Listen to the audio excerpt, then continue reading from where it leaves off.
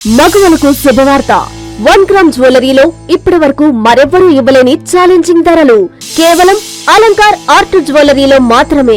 మరిన్ని వివరాలకు 7998484841. సో మొత్తానికి ఏపీలో ఎన్డీఏ కూటమి ప్రభుత్వాన్ని ఏర్పాటు చేసింది. 5 సంవత్సరాల తర్వాత తిరిగి చంద్రబాబు సీఎం అయ్యారు, పవన్ కళ్యాణ్ ఉప ముఖ్యమంత్రి. ఇది అందరూ తెలిసిన విషయమే. అయితే ఇటీవల ఒక వ్యక్తి బాగా హల్చల్ చేస్తున్నారు, మా పార్టీ కార్యకర్తలను చంపేస్తున్నారని, మా పార్టీ కార్యకర్తలపైన దాడులు చేస్తున్నారని చెప్పి ఢిల్లీకి కూడా వెళ్ళి ధర్నా చేశారు. ఈ పార్టీకే మీకు అర్థమేంటి నేను ఎవరి గురించి మాట్లాడుతున్నానో.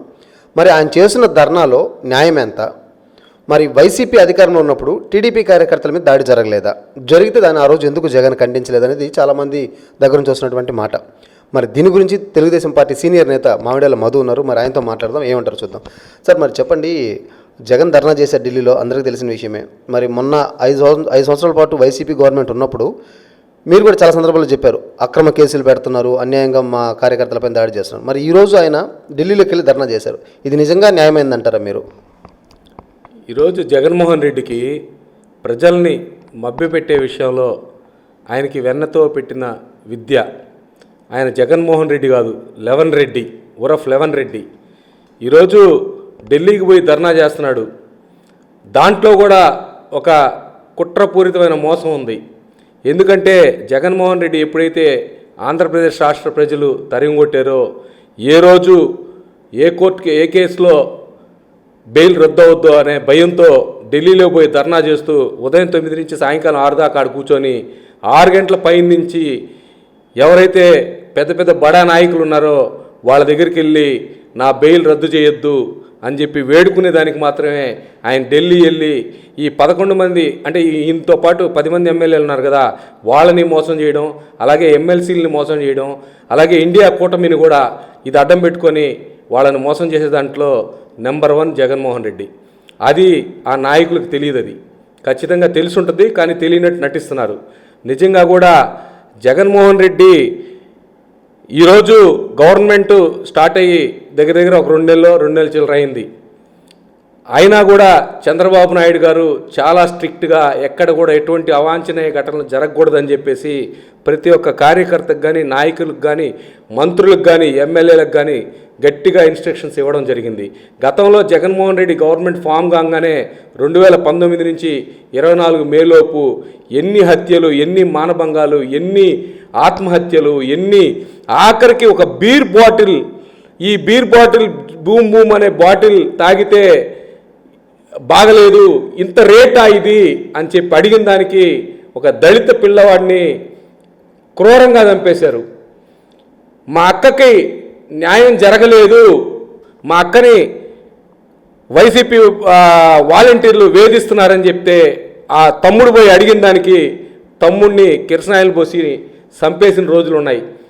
అలాగే తిరుమల దర్శనానికి వెళ్ళి ఒక క్యాస్ట్ బై పద్మశాల అతను ఆ రోజు మీటింగ్ జరుగుతుంటే ఏం మీటింగ్ అని అడిగిన దానికి అక్కడికక్కడికే అతన్ని కుతిగ్గోసి చంపేయడం జరిగింది. అలాగే ఎంతోమంది నాయకులు, తెలుగుదేశం నాయకుల్ని అడ్డంగా నరికేసిన రోజులు ఎన్నో ఉన్నాయి. ఏ రోజు కూడా జగన్మోహన్ రెడ్డి సంతోషాన్నే చూశాడు. ఎవరైనా తెలుగుదేశం కార్యకర్త కానీ, నాయకుడు కానీ ఎవరైనా చనిపోతే ఆయన ముసిముసి నవ్వులు. నిజంగా ఇటువంటి దుర్మార్గుడికి ప్రజలు ఎప్పుడెప్పుడు ఎలక్షన్స్ వస్తాయని చూసి ఎలక్షన్స్ రావడం, మంచి బుద్ధి చెప్పి మంచి తీర్పునిచ్చారు ప్రజలు. ఈరోజు జగన్మోహన్ రెడ్డి ఢిల్లీలో పోయి మమ్మల్ని చంపేస్తున్నారు, మమ్మల్ని నరికేస్తున్నారు అని చెప్పి ఉత్తుత్తి డ్రామాలు చేశారు. ఈరోజు 36 హత్యలు జరిగాయి అంటున్నాడు. నువ్వు ప్రతిపక్ష హోదాలో ఉన్నావు, ఆర్టీ యాక్ట్ పెట్టు, నీకు ఎన్ని హత్యలు జరిగాయో తెలుస్తుంది. 4 చనిపోతే 3 తెలుగుదేశం వాళ్ళు చనిపోయారు. మొన్న ముస్లిమ్స్ ఇద్దరు మైనార్టీ సోదరులు, ఇద్దరు వాళ్ళకేదో పాత కక్షలుంటే ఇద్దరు వైసీపీ నాయకులే, ఇద్దరు వాళ్ళలో ఒకటి చనిపోతే తెలుగుదేశం మీద నింద. అట్లా ఎవరు చనిపోయినా కూడా అన్నీ తెలుగుదేశం మీద నింద. గతంలో వివేకానంద రెడ్డిని గొడ్డలపోటుతో చంపింది మీరు, వేసింది నారా చంద్రబాబు నాయుడు గారి మీద నారాసుర రక్త చరిత్ర అని పెట్టారు. మీరేమో గొడ్డలపోటుతో బాబాయిని చంపేయచ్చు, మీరు అన్నీ చేయొచ్చు.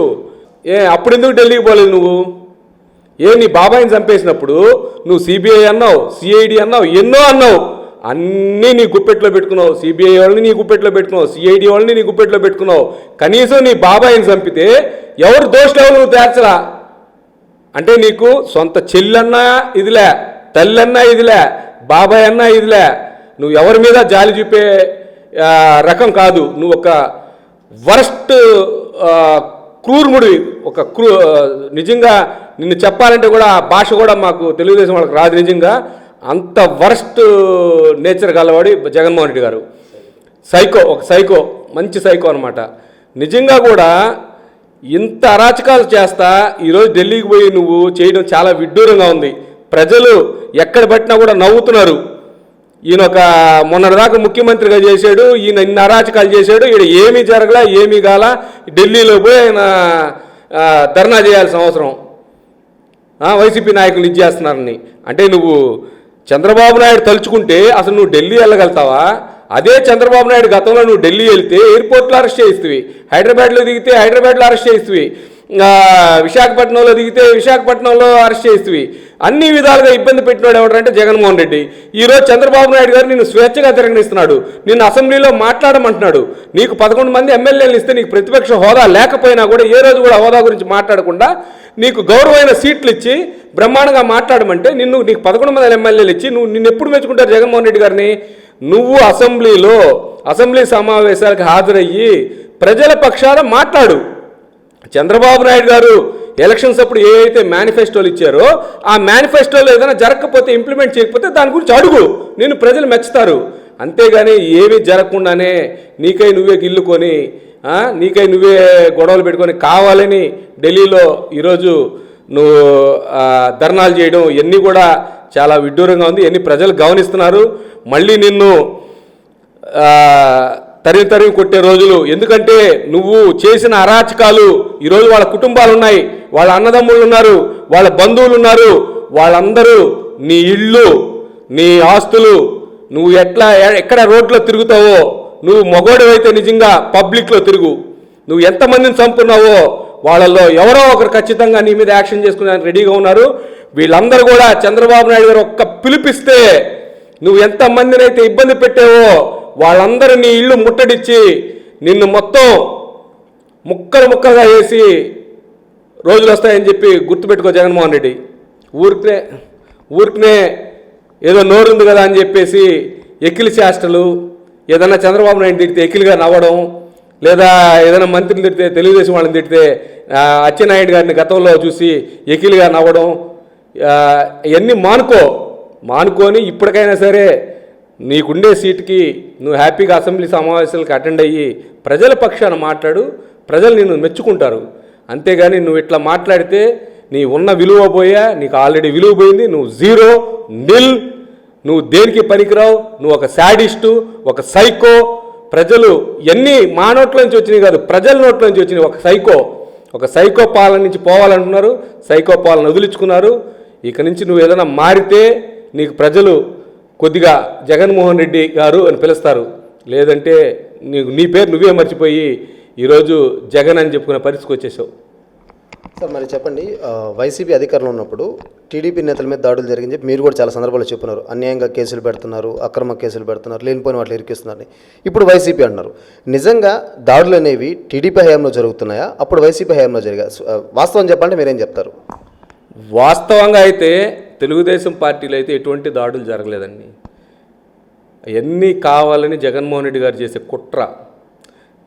కేవలం సోషల్ మీడియాలో అనవసరమైనవన్నీ నిందలేయమనే దానికి నెలకి 100 కోట్ల రూపాయలు ఈరోజు జగన్మోహన్ రెడ్డి గారు ఖర్చు పెడుతున్నారు. సోషల్ మీడియా, ఓన్లీ సోషల్ మీడియాలో ట్రోల్ చేసేదానికి 100 కోట్లు నెలకి. ఈరోజు జగన్మోహన్ రెడ్డి ఎంత వరస్ట్ నేచరో, డబ్బు ఉందని చెప్పి అహంకారంతో 100 కోట్లు ఇచ్చి నెలకి ఒక సోషల్ మీడియాని మేప్తా ఇష్టం వచ్చి ఇప్పటికి కూడా తిడుతున్నారు. అసలు వాస్తవంగా మాకు యాజ్ ఏ లీడర్గా, మేము తెలుగుదేశం నాయకులుగా మేము అధికారంలో ఉన్నామా, వాళ్ళు అధికారంలో ఉన్నారు తెలియట్లా. ఈ రోజు కూడా స్టిల్ చాలామంది, అంటే పోలీసులో కొంతమంది మారారు. ఈరోజు పోలీసుల్లో కూడా ఆ క్రూరత్వం నేర్పించేస్తున్నాడు జగన్మోహన్ రెడ్డి గారు. వాళ్ళు కొంతమంది అలాగే ఉన్నారు. ఈరోజు అధికారులు కూడా వాళ్ళ పక్కే ఉన్నారు కొంతమంది. ఎందుకంటే అతను అట్లా తయారు చేశాడు అధికార యంత్రాంగాన్ని. వాళ్ళు మారేటప్పుడు కొద్దిగా టైం పట్టద్ది. ఆ టైం కోసం మేము కూడా వేచి చూస్తున్నాం. కాబట్టి ఎక్కువగా అరాచకాలు జరిగిందని అంటే నేను కాదు, ఒక చంటి బిడ్డని మీరు మీడియా మిత్రులు కోరుకుంటున్నా, మీరు రోడ్లో వెళ్తే ఒక చంటి బిడ్డని అడగండి జగన్మోహన్ రెడ్డి అని, లేదంటే గూగుల్ కొట్టండి, గూగుల్లో సెర్చ్ చేయండి వాట్ అబౌట్ జగన్మోహన్ రెడ్డి అని. అంతేగాని అన్యాయంగా తెలుగుదేశం పార్టీ మీద నిందలు మోపడం, పవన్ కళ్యాణ్ మీద నిందలు మోపడం ఇవన్నీ ఏం లేదు. ఈరోజు పవన్ కళ్యాణ్ కూడా క్లియర్గా ఉన్నాడు. దయచేసి కార్యకర్తల దగ్గర నుంచి వాళ్ళ ఎమ్మెల్యేల దగ్గర కూడా క్లియర్గా, ఎంపీలకు కూడా క్లియర్గా ఇన్స్ట్రక్షన్స్ ఇచ్చున్నాడు. మీరు దయచేసి ఎటువంటి పొరపాట్లు చేయొద్దు, ఇసుక జోలికి పోవద్దు, మట్టి జోలికి పోవద్దు, మందు జోలికి పోవద్దు, ఇవన్నీ కూడా చెప్పి ఈరోజు అందరినీ కూడా శాంతింపజేస్తున్నారు. ఈరోజు మా నాయకులు పవన్ కళ్యాణ్ గారు కానీ, చంద్రబాబు నాయుడు గారు కానీ, లోకేష్ గారు కానీ, మా నారాయణ గారు కానీ ఎవ్వరు కూడా మమ్మల్ని మీరు తప్పు చేయొద్దని చెప్తున్నారు తప్ప మీరు చేయండి మేము చేసుకుంటాం అనేలా. గతంలో నీ రాజ్యంలో అంటే 2019-24 మేలోపు నువ్వు ప్రతి ఒక్కరికి ఇచ్చేసి వాడు ఏదన్నా చంద్రబాబు నాయుడు ఇంటి మీదకి రౌడీజంగా వెళ్ళి గొడవలు చేస్తే వాడికి నువ్వు మంత్రి పదవి ఇచ్చావు. అలాగా నీ నోటి దోల మంత్రి ఎంత తిడితే వాడికి మంత్రి పదవి ఇచ్చావు. ఎవరన్నా తిట్టలేదు అని అంటే మహేందర్ రెడ్డి లాంటి కందుకూరు ఎమ్మెల్యే గారు ఉన్నారు, మహేందర్ రెడ్డి గారు కందుకూరు ఎమ్మెల్యే గారు, ఆయన సీట్ అడిగితే నువ్వు చంద్రబాబు నాయుడిని లోకేష్ని తిడితే నేను సీట్ ఇస్తానన్నాడంట. నువ్వు సీటు ఇవ్వలే, నాకు ఏమి ఇవ్వలే, నేను తిట్టినా అన్నాడంట ఆయన. అంటే నీ పరిస్థితి ఆడికి వచ్చేసింది లాస్ట్కి. నీకు గతంలో రోజా ఉంది, నోటి దూల రోజా, ఆమె డైమండ్ రాణి అంటారు, పింక్ రాణి అంటారు, రకరకాల రాణి ఆమె కూడా ఇష్టం వచ్చేట్టు నోరు బారేసుకునేది. ఈరోజు ఏమైందే, కొడాలి నాని ఎట్టుపోయాడు, ఆళ్ళ నాని ఎట్టుపోయాడు, వీళ్ళందరూ ఏడపోయారు. వీళ్ళందరూ ఒక్కడు కూడా ఈరోజు బయటికి రావట్లా. మా ఎమ్మెల్యే గారు ఉన్నారు, ఎమ్మెల్యే మాజీ అనిల్ కుమార్ యాదవ్ గారు, బల్లగుద్ది we will finish it 2021 December Polavaram అన్నాడు.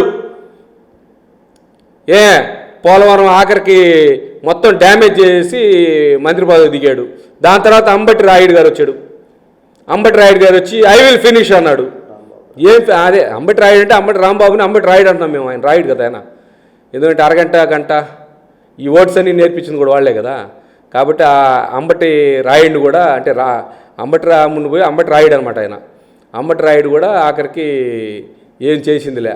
ప్రజలకి ఏదైనా చేయండి, ప్రజలకు సర్వీస్ చేయండి, ప్రజల్ని ఆకర్షితులను చేయండి, ప్రజలకి మంచి పనులు చేసేదానికి మీరు మాట్లాడండి. అంతేగాని ఇటువంటి నిందలు ఇవన్నీ వేసి చేయబాగండి.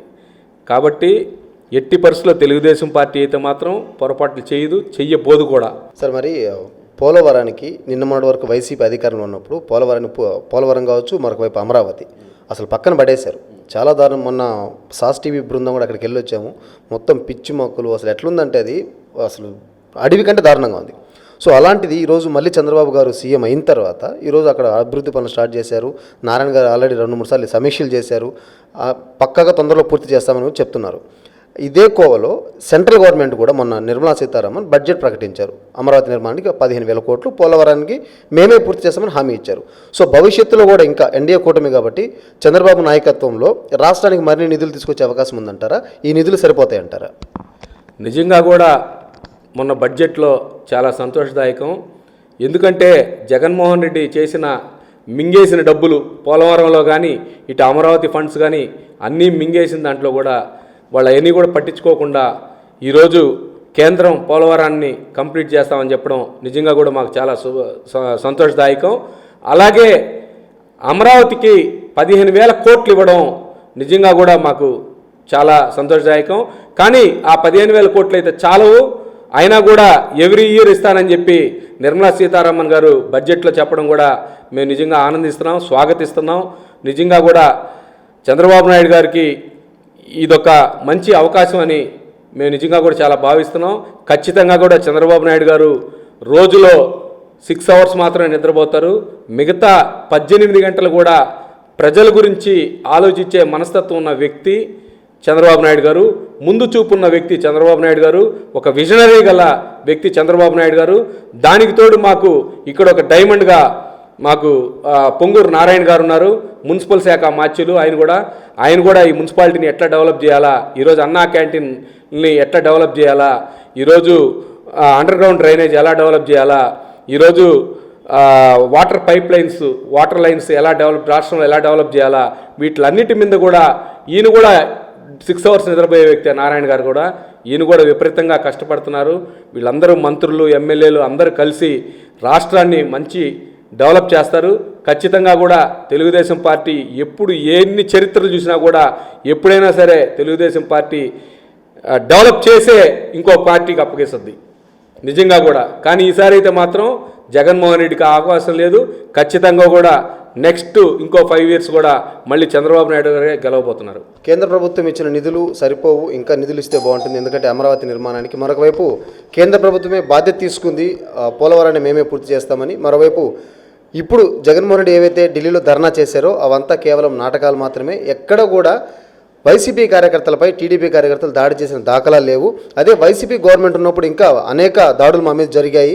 ఇది కేవలం ఒక రాజకీయ కుట్రతోనే చేస్తున్నారు. వాళ్ళిద్దరూ కొట్టుకొని మన చనిపోయే వ్యక్తి కూడా వాళ్ళ పర్సనల్ కక్షలు తప్ప పార్టీకి సంబంధం లేదని చెప్పి మామిడాల మధు తెలియజేస్తున్నారు. కెమెరా పర్సన్ అహ్మద్తో జోసెఫ్, సాస్ టీవీ, నెల్లూరు నుంచి. మగవలకు శుభవార్త.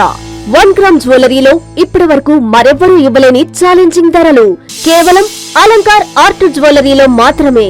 మరిన్ని వివరాలకు 7998484841